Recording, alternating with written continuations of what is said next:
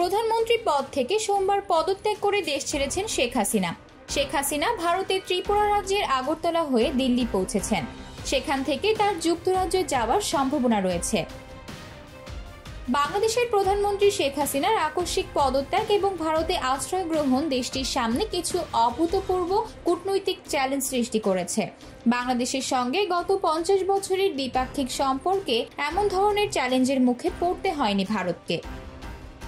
মঙ্গলবার দিল্লিতে বাংলাদেশের চলমান সহিংস রাজনৈতিক পরিস্থিতি ও শেখ হাসিনার ক্ষমতাচ্যুত হওয়া নিয়ে সর্বদলীয় বৈঠক অনুষ্ঠিত হয়।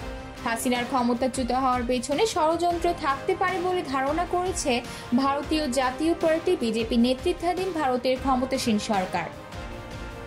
বৈঠকে ভারতের পররাষ্ট্রমন্ত্রী এস জয়শঙ্কর বলেছেন, বাংলাদেশের শেখ হাসিনা নেতৃত্বাধীন সরকারের পতনের ষড়যন্ত্রে কতিপয় রাজনৈতিক ক্রিয়াঙ্গন জড়িত থাকতে পারে।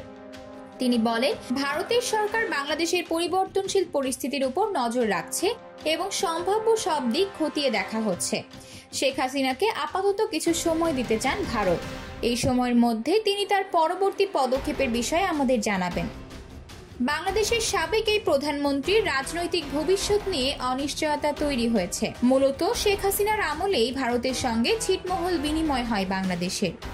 ভারতের সামনে বড় একটি চ্যালেঞ্জ দাঁড়াচ্ছে, তা হলো বাংলাদেশের নতুন সরকারের সঙ্গে সুসম্পর্ক স্থাপন এবং একই সঙ্গে নিজেদের পুরনো ও পরীক্ষিত বন্ধু শেখ হাসিনার পাশে দাঁড়ানো।